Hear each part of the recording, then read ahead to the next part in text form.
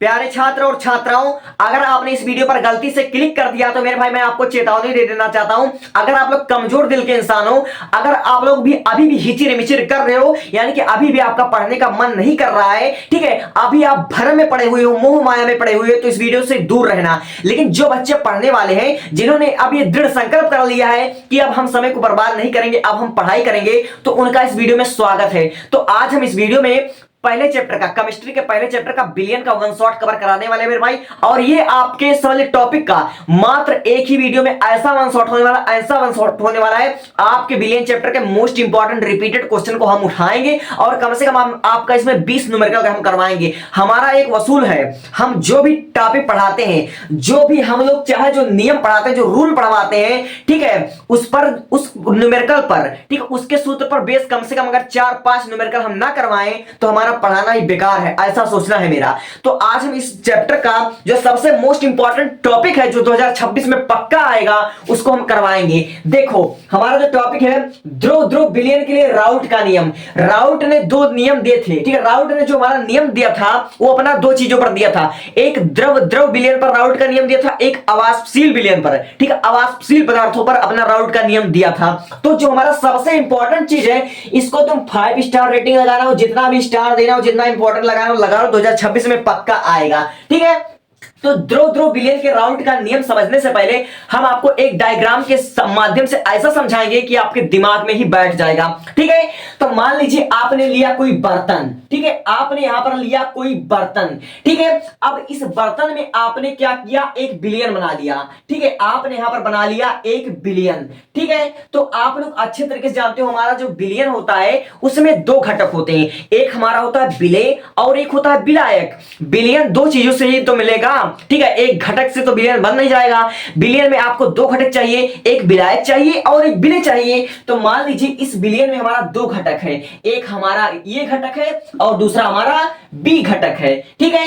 एक बिलियन में हमारा 2 घटक है, विलेय ए है, ठीक है, विलायक ए है और विलेय हमारा बी है। और जो हमारा दोनों घटक है, 2 के दोनों हमारा घटक वह लिक्विड फॉर्म में है, यानी कि 2 के दोनों हमारा जो घटक है वह हमारा द्रव अवस्था में है, ठीक है, द्रव अवस्था में है और एक निश्चित टेंपरेचर पर, ठीक है, एक निश्चित टेंपरेचर पर ये हमारा है, ठीक है। ये जो हमने बिलियन तैयार किया है ये हमारा एक निश्चित ताप पर है। तो मेरे भाई जो हमारा घटक ए है इसका कुछ ना कुछ वाष्प दाब होगा, ठीक है, कुछ ना कुछ हमारा आंशिक वाष्प दाब होगा, ठीक है। अब ये वाष्प दाब क्या होता है मेरे भाई, ये जो हमारा जल है वह द्रव अवस्था में क्यों होता है। अगर मेरे भाई जल का वाष्प दाब ना होता तो जल भी गैस अवस्था में होता, ये भी गैस की तरह इधर उधर उड़ रहा होता। जल जो हमारा है वह लिक्विड फॉर्म में क्यों है, ये हमारा एनसीईआरटी का क्वेश्चन है। तो जब भी आपसे कोई पूछे कि जल द्रव अवस्था में ही क्यों है, तो आप उसे बोलना कि जल द्रव अवस्था में वाष्प दाब के कारण है, ठीक है, वायुमंडलीय दाब के कारण हमारा द्रव अवस्था में है। तो जो हमारा ए होगा, घटक ए होगा, इस घटक ए का हमारा कुछ ना कुछ आंशिक दाब होगा।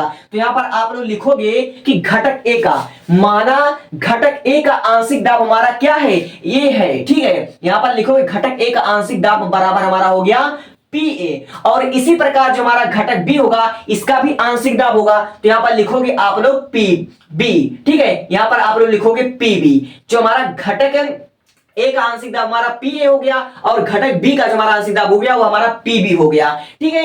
तो जब घटक ए का आंशिक दाब होगा तो इसका कुछ ना कुछ मोल प्रभाज भी होगा, ठीक है, मोल प्रभाज भी हमारा होगा, ठीक है। तो मान लेते हैं कि जो हमारा घटक ए है, ए का आंशिक दाब पी ए हो गया और इसका जो हमारा मोल प्रभाज हो गया वो हमारा हो गया काई ए। अब इसको बहुत से लोग काई से प्रदर्शित करते हैं, बहुत से लोग चाई से प्रदर्शित करते हैं, बहुत से लोग एक्स मान लेते हैं, ठीक है। तो जो भी आपको मानना है, ठीक है। तो जब इसका हमारा मोल प्रभाज हुआ मेरे भाई, जो हमारा मोल प्रभाज हुआ उसका हमारा ये हो गया, इसका ए का मोल प्रभाज हमारा हो गया काई ए, और सेम इसी प्रकार जो हमारा बी का मोल प्रभाज हो गया वो हो गया हमारा काई बी हो गया, ठीक है। इसी प्रकार जो हमारा मोल प्रभाज हो गया इसका काई बी हो गया, ठीक है। तो हमको राउट साहब ने ये बताया कि किसी निश्चित ताप पर, किसी निश्चित ताप पर, ठीक है, किसी निश्चित ताप पर किसी घटक का, चाहे घटक ए हो चाहे घटक बी हो, इसका आंशिक दाब, ठीक है, इसका आंशिक दाब उसी घटक के, इसका आंशिक दाब उसी घटक के समानुपाती होता है, ठीक है, इसका आंशिक दाब उसी घटक के समानुपाती होता है। यानी कि राउट साहब ने हमको कहा कि पी ए प्रोपोर्शनल काई ए, ठीक है, पी ए प्रोपोर्शनल काई ए। सेम इसी प्रकार जो हमारा पी बी हो गया, ठीक है, पी पी प्रोपोर्शनल हमारा काई बी हो गया। यही हमको राउट साहब ने बताया। राउट साहब ने हमको यही बताया कि किसी निश्चित ताप पर, ठीक है, किसी घटक का चाहे ए हो चाहे बी हो, इसका जो हमारा आंशिक दाब होता है उसी घटक के मोल प्रभाज के बराबर होता है। यही हमको राउट साहब ने बताया। तो यहां पर हमने लिख लिया है किसी घटक का आंशिक दाब, ठीक है, किसी घटक का आंशिक दाब उस घटक के मोल प्रभाज के समानुपाती होता है। ये तो हमारा रूल है। तो यहां पर हमने लिखा कि माना घटक ए का आंशिक दाब जो हमारा हुआ पी ए हुआ, ठीक है, और उसी प्रकार माना घटक बी का जो हमारा आंशिक दाब हुआ पी बी हुआ, तो माना घटक ए का जो हमारा मोल प्रभाज हो गया, घटक ए का मोल प्रभाज, और मोल प्रभाज को आप लोग काई से प्रदर्शित करते हो, ठीक है। तो किसी भी घटक का अगर आपको मोल प्रभाज ज्ञात करना है तो उस घटक को ऊपर लिखोगे, ठीक है, यहां पर आप लोग उसका ऊपर लिखोगे कि घटक ए का मोल प्रभाज बटे बिलियन में उपस्थित कुल घटक का, ठीक है, कुल घटक का मोल प्रभाज। और इसी प्रकार माना घटक बी का मोल प्रभाज हमारा क्या हो गया, काई बी बराबर, ठीक है, बी का मोल प्रभाज और बिलियन में उपस्थित दोनों, ठीक है, दोनों घटक का मोल प्रभाज। तो इस प्रकार हमारा निकल गया। तब अब आपसे कोई ये पूछे कि बिलियन में उपस्थित संपूर्ण घटक का मोल प्रभाज आंशिक दाब हमारा कितना होता है, तो आप यहां पर लिखोगे, ठीक है, आप यहां पर लिखोगे P बराबर, ठीक है, P बराबर पी ए, ठीक है, यहां पर लिखोगे P A plus P B, ठीक है, ये हमारा होता है। इसी सूत्र पर आप लोग लिखोगे। तो आप लोग यहां पर देखो, जब आप लोग ये प्रोपोर्शनल का साइन हटाओगे, तो प्रोपोर्शनल का जब साइन आप लोग हटाओगे तो यहां पर आपका हो जाएगा पी ए नॉट, ठीक है, प्रोपोर्शनल का साइन हटाने पर आपका एक नियतांक लग जाता है पी ए नॉट, फिर उसके बाद आपका हो जाएगा काई ए, और इसी प्रकार इसका भी प्रोपोर्शनल हटाओगे तो आपका हो जाएगा पी बी, ठीक है, पी बी नॉट अपान, फिर उसके बाद आपका हो जाएगा काई बी, ठीक है, काई बी आपका हो जाएगा। अब कोई मुझसे पूछे कि जो हमारा पी ए क्या होता है, ठीक है, पी ए नॉट क्या होता है, तो पी ए नॉट जो हमारा होता है मेरे भाई शुद्ध द्रव का वाष्प दाब होता है। शुद्ध द्रव का वाष्प दाब हमारा होता है, शुद्ध द्रव का वाष्प दाब पी ए नॉट होता है। तब बहुत से बच्चे कंफ्यूज हो जाएंगे कि अगर ये वाष्प दाब है, ठीक है, तो फिर ये आंशिक दाब क्या होता है, आंशिक दाब और वाष्प दाब में क्या अंतर होता है। तो मेरे भाई मैं आपको बता देना चाहता हूं, आपने कोई बर्तन लिया, उसमें अगर आपने केवल विलायक डाला है तो उस विलायक पर जो हमारा प्रेशर पड़ेगा, उस विलायक पर जो हमारा दाब लगेगा उसको कहते हैं हमारा वाष्प दाब। लेकिन आपने उसी बर्तन में विलायक भी लिया और विलय लिया, यानी कि विलय और विलायक मिलाकर आपने विलयन बना लिया, तो उस विलयन पर जो हमारा वाष्प दाब लगेगा उसको बोलते हैं हम आंशिक दाब, ठीक है। यानी किसी एक ही पदार्थ पर जो हमारा दाब लगेगा वो होता है वाष्प दाब, और अगर विलयन में उपस्थित दो पदार्थों पर जो हमारा दाब लगेगा उसको बोलते हैं आंशिक दाब, ठीक है, उसको बोलते हैं हमारा आंशिक दाब बोलते हैं, ठीक है। तो विलयन में उपस्थित संपूर्ण घटक का आंशिक दाब मोल प्रभाज हमारा क्या होगा, तो इसके हिसाब से आप लोग लिख दो, यहां पर लिखोगे P बराबर, ठीक है, तो P के स्थान पर P ए बराबर हमारा क्या निकला, P ए बराबर हमारा यही निकला, ठीक है, P ए बराबर हमारा निकल गया, ठीक है, P ए नॉट क्या निकला, P ए नॉट इंटू काई ए प्लस हमारा जो निकला P बी नॉट इंटू काई बी। तो यहां पर लिखोगे पी बी नॉट, ठीक है, इंटू काई बी, और यही हमारा आ गया सूत्र। और इसी सूत्र पर हम अब लगाते हैं न्यूमेरिकल, ठीक है। और पी ए नॉट यहां पर हम लिख देते हैं, पी ए नॉट हमारा क्या है, पी ए नॉट जो हमारा है वह शुद्ध अवस्था में, ठीक है, शुद्ध अवस्था में, ठीक है, शुद्ध अवस्था में इसका वाष्प दाब, शुद्ध अवस्था में इसका वाष्प दाब घटक ए का वाष्प दाब है, और पी बी जो हमारा पी बी नॉट है वह शुद्ध अवस्था में बी का हमारा वाष्प दाब है, ठीक है। तो इसको हमने समझा दिया। अब इसका लीजिए आप लोग स्क्रीनशॉट, और इस पर हम तुरंत आपका न्यूमेरिकल करवाते हैं। वन शॉट वीडियो है, इसका हम तुरंत न्यूमेरिकल करवाते हैं, ठीक है। ले लिया स्क्रीनशॉट। मगर आपसे गुजारिश है, अगर आपको हमारा पढ़ाया हुआ समझ में आता है तो इससे पहले जो हमने आपको 20 से 25 न्यूमेरिकल करवा दिया मात्र एक ही वीडियो में, आप उसको जरूर देख लीजिएगा, क्योंकि आपके चैप्टर का, बिलियन चैप्टर का जो सबसे ज्यादा न्यूमेरिकल का चांसेज होता है वह मोलरता पर आपका आता है, और हमने मोलरता और मोलरता पर कम से कम 20-25 न्यूमेरिकल आपने करवा दिया इस वाले वीडियो पर। इस वीडियो पर आप जरूर क्लिक कीजिएगा, जरूर उसको वॉच कीजिएगा, ठीक है। तो आप लोग देख लीजिए, जो हमारा सबसे मोस्ट इंपॉर्टेंट क्वेश्चन है जो हमारा राउट के नियम पर आया है, द्रव वाले पर, वो हमारा 2017 में भी आया, 2023 में आया, 2024 में आया। 3 साल एक ही क्वेश्चन को 3 बार घुमा कर दिया है। तो आप लोग उसको समझिए यह कैसे लगेगा, और अपना पूरा फोकस इस वीडियो पर लगाइए, आपको गारंटी के साथ समझा दूंगा। कह रहा है दो द्रवों कह रहा दो द्रव ए तथा बी वाष्पदाब क्रमशः, यानी कि दो द्रवों का, ठीक है, दो द्रवों का ए तथा बी का जो हमारा वाष्पदाब है क्रमशः 80 mm तथा 60 mm है। यानी कि हमारा कोई दो द्रव है, तो यहां पर लिखो, आप लोग यहां पर लिखोगे हल, ठीक है। यहां पर आप लोग लिखो कि हमारा दो द्रव है, मान लीजिए एक द्रव है ए और हमारा जो दूसरा द्रव है वो है बी, ठीक है। अब कह रहा है कि इसका वाष्पदाब, हमारा जो ए का वाष्पदाब है, जो हमारा ए का वाष्पदाब यानी कि पी ए बराबर जो हमारा दिया हुआ है वह 80 mm दिया हुआ है। पी ए बराबर हमारा दिया हुआ 80 mm, ठीक है। और जो हमारा पी बी का जो हमारा वाष्पदाब दिया हुआ है वो हमारा दिया हुआ 60 mm। तो यहां पर आप लोग लिखोगे कि पी बी, और पी मतलब क्या है, पी ए मतलब होता है ए का आंशिक दाब, और जो हमारा बी है उसका पी बी का जो हमारा वाष्पदाब दिया हुआ वही हमारा बोल रहा है, और यहां पर दिया हुआ हमारा 60 mm, ठीक है। 60 mm दिया हुआ है, तथा कह रहा है यहां पर देखो ए के 3 मोल तथा बी के 2 मोल है, यानी कि हमारा मोल दिया हुआ है, यानी कि ए का जो हमारा मोल दिया हुआ है वो हमारा 3 दिया हुआ है। यहां पर आप लोग लिखो एन ए बराबर हमारा 3 दिया हुआ है, ठीक है।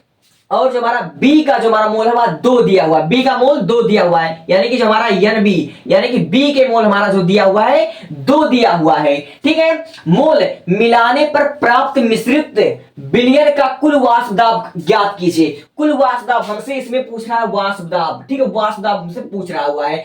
एक बार क्वेश्चन को और पढ़ो, कह रहा है दो द्रव ए तथा बी का वाष्पदाब क्रमशः 80 mm तथा 60 mm है।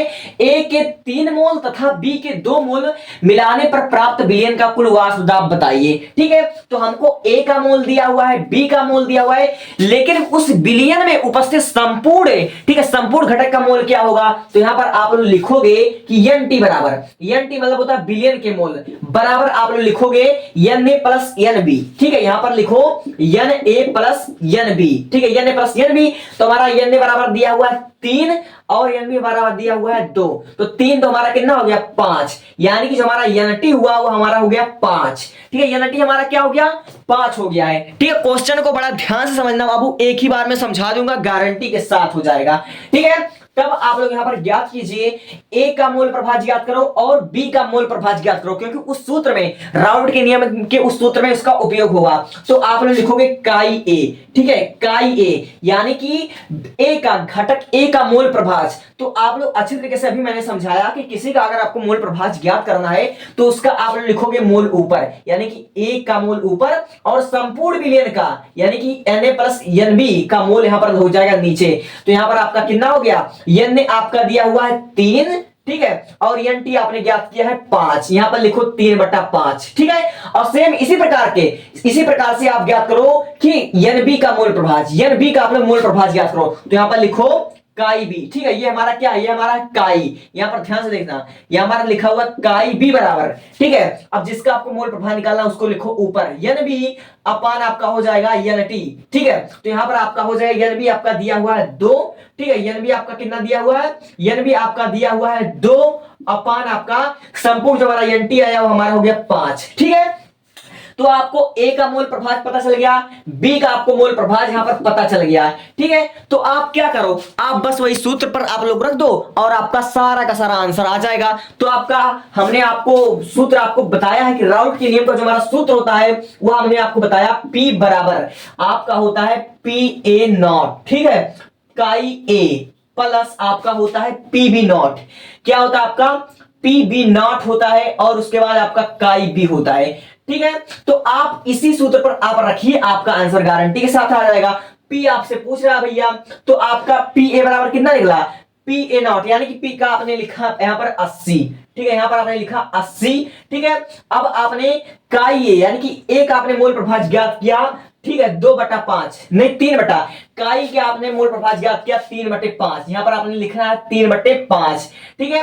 अब फिर उसके बाद लिखो इनटू, ठीक है, पी भी हमारा दिया हुआ, पी बी का आंशिक दाब हमारा कितना हुआ है, यहां पर हमने ज्ञात किया है 60 mm, तो यहां पर लिखो 60 और बटे में हमारा आ गया 2/5, ठीक है, बटे में आपका आ गया इंटू में आपके गया 2/5, यहां पर आपने लिख दिया, हल कर लो। अब देखो हमारा हल कैसे होगा, ठीक है। आप लोग चाहो तो इस 80 को अगर आप लोग 5 से काटोगे तो यहां पर आपका जाएगा 16, ठीक है। यहां पर आपका जाएगा 16 और 16 यहां आपका हो जाएगा 48, ठीक है, 48 हो जाएगा। और सेम इसी प्रकार से आप इस 60 को 5 से अगर काट दोगे तो आपका आ जाएगा 12, ठीक है। और 12 दूनी 24, ठीक है, 12 इंटू 2 आपका आ जाएगा 24, ठीक है।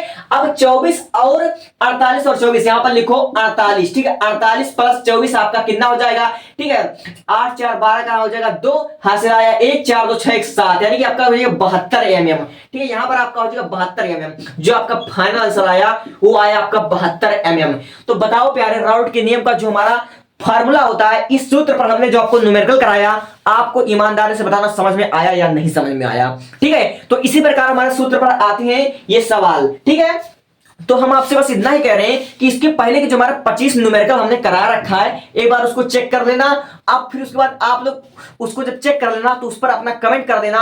और इससे पहले मैंने 25 वीडियो का और बना लिया है वीडियो, लेकिन इसको मैं अपलोड करूंगा कब, जब आपके मेरे इस वीडियो पर कम से कम 50 कमेंट आ जाएंगे तब उसको अपलोड करूंगा, क्योंकि उस वीडियो को बनाने में मैंने बहुत मेहनत किया है, ठीक है।